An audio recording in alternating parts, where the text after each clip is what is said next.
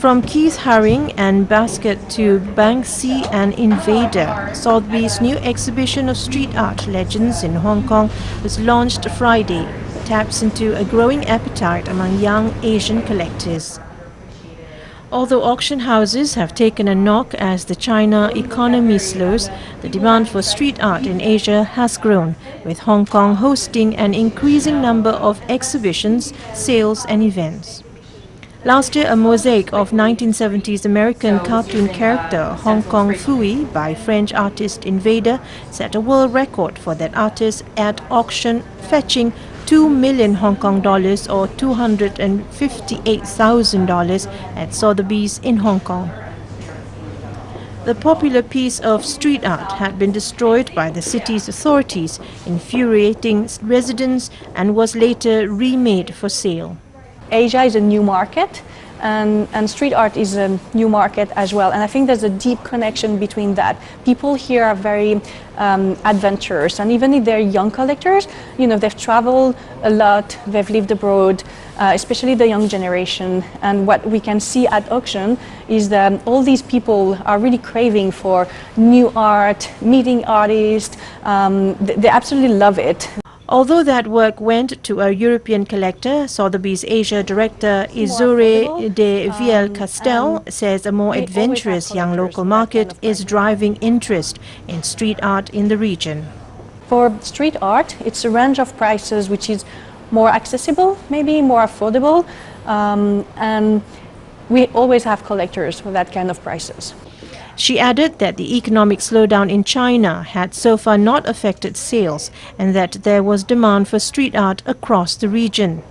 The market here in Hong Kong, we're addressing to people really in Asia. So that means Southeast Asia, Hong Kong, Taiwan, Singapore, Greater China, and of course mainland China. But I didn't see in the last sale we had that the slowing down of the Chinese market was really affecting the overall Asia. The new exhibition, entitled They Would Be Kings, at Sotheby's first ever in Asia of street art. It comes ahead of major art show Art Basel, which kicks off in Hong Kong this week and sees exhibitors and collectors converge on the city. All the works at the Sotheby's show are available for private sale, but prices fetched will not be disclosed and there are no pre-sale estimates, unlike an auction. Organizers say the exhibition was designed to introduce the works to an audience that may not be familiar with the broad range of street art on the market. The headline piece is Haring's large-scale abstract take on the classical image of ancient Rome's founders Romulus and Remus suckling on a she-wolf. The show was curated by Steve Lazarides, a high-profile London-based art dealer known for his work with British street artist Banksy, whose work Bomb Middle England is one of those featured in the new exhibition. Lazarides said these artists forged their own path. They bludgeoned their way into the public consciousness. You can now find works by these pioneering artists in museums, advertising, and on the walls of some of the world's biggest collectors. Girls in colorful kimono cruise down a canal in Yanagawa City, Fukuoka Prefecture, Japan, recently to pray for children's health in an event for the annual Doll Festival. About 220 people in 11 boats sailed along the waterway for about 4 kilometers. They included men and women in Hina doll costumes and girls in ornaments in their hair. Sajimon decorations were strung across the canal to add more color. The city was holding doll festival events for 2 weeks. In the final event on April 3rd, Nagashibina straw dolls will be floated down the canal. This woman said her daughter is in one of the boats, so she was looking forward to this event very much. The Yanagawa scenery is unique.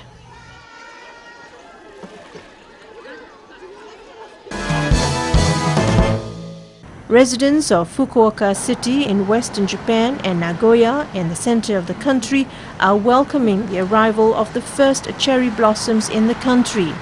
The meteorological agency announced last week that the flowers have started blooming in both cities. Officials at the Fukuoka District Meteorological Observatory said 10 blossoms were out on a Some Yoshino cherry tree on the observatory grounds.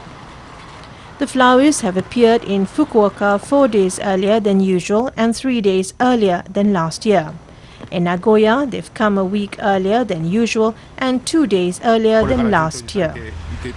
Fukuoka officials say trees will be in full bloom across the city in about a week, hoping it blooms beautifully.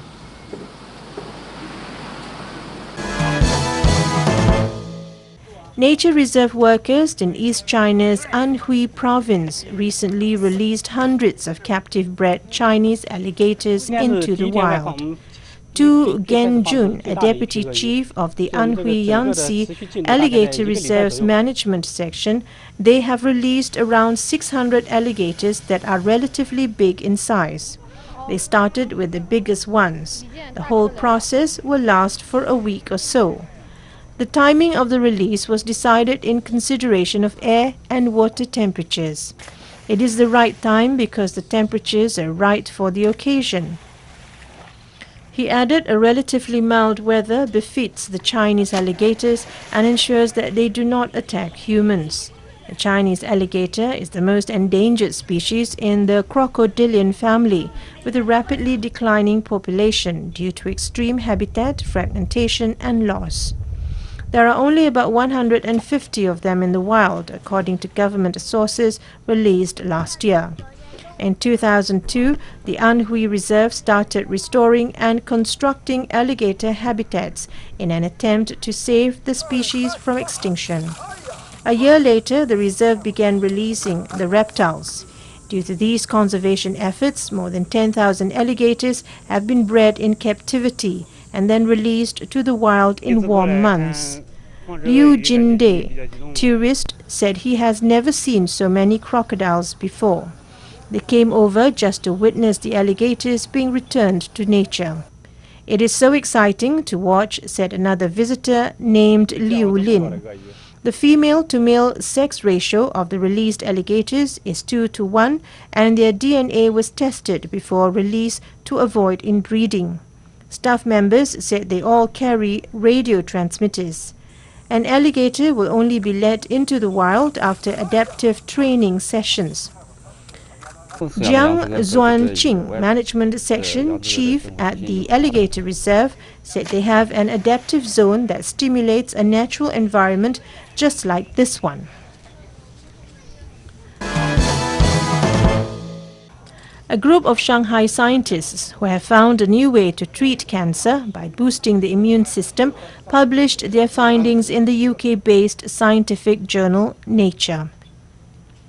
Cancer immunotherapy is a treatment that uses the body's own immune system to fight against cancer. Researchers from several countries have been working on improving the functions of the body's T cells, a type of white blood cell to fight tumors. Professor Zhu Chengqi and his colleagues at the Shanghai Institute of Biochemistry and Cell Biology have been working in the field for several years and found a new way to make T cells work better in killing tumors. How to promote T cell metabolism to make those cells more fit to fight with cancer cells. So more specifically, we identify a drug target named ACAT1. So when we inhibit the activity of this enzyme, you will actually see the anti-tumor activity of CD8 T cells, also named killer T cells. Their function to anti-tumor is significantly improved. Zhu says this anti-tumor effect works on different types of cancer. So the benefit of this cancer immunotherapy is basically when you reactivate your immune system, you can treat a lot of different types of tumors, not necessarily one specific tumor, right? So the response rate of this current approved cancer immunotherapy shows very good data. They can achieve like 50% response rate. Many hospitals are trying to set up these protocols, but I think we are still on the beginning stage. Professor Zhu said a number of overseas and domestic drug companies have contacted his team about the research, but it's still too early to predict how long it will take to develop drugs based on his work, due to the time needed by clinical trials and the complicated approval system that the medication would have to go through. The World Health Organization estimates that by 2020, there will be 20 million people with tumors worldwide, with 12 million likely to die as a result. Last year, exports of Korean cosmetics to the US recorded an impressive growth of 72%. Korean cosmetics have set a new trend in the US market by emphasizing the importance of skin care over more extravagant makeup. Customers at this store in New York selling Korean cosmetic products are fascinated by the wide variety of basic skincare products. From 3-step cleansing products and basic skincare lotions applied in stages to low-cost brands, this store offers diverse product lines catering to all kinds of skin types. Like at specific times that focus on specific needs that you have, and that's like an additional serum. The largest Korean cosmetic product chain in the United States has recently opened a new section exclusively for Korean products. Facial masks containing diverse natural ingredients are especially popular among American consumers. It's probably one of our hottest categories in store. I think a lot of it has to do with it's innovative. First of all, it's a new trend. People haven't seen this before in masks. The emphasis on skincare has revolutionized decorative makeup as well. Following the global popularity of BB creams with moisturizing, whitening and firming functions, Korean cushion foundations that keep the skin moist have prompted other globally renowned cosmetic brands to develop similar products of their own. The relentless research and investment of Korean cosmetic companies into the development of products that can satisfy discerning Korean consumers have earned them recognition, not only in Asia but in the Western market as well. An exhibition and forum for Sri Lankan printers was held in Colombo recently. Minister Gayantha Karunka graced the occasion as the chief guest of the inauguration ceremony. The 3-day event was organized by the Sri Lanka Printers Association. The exhibition displayed how the printing industry has developed throughout many years. The printing industry has become a main source of employment opportunities at present. One of the key objectives of the event was to encourage Sri Lankan youth to be involved in the sector. The printers also had the opportunity to be educated about the new technological methods that can be used. A number of printing local and international institutions took part in the exhibition.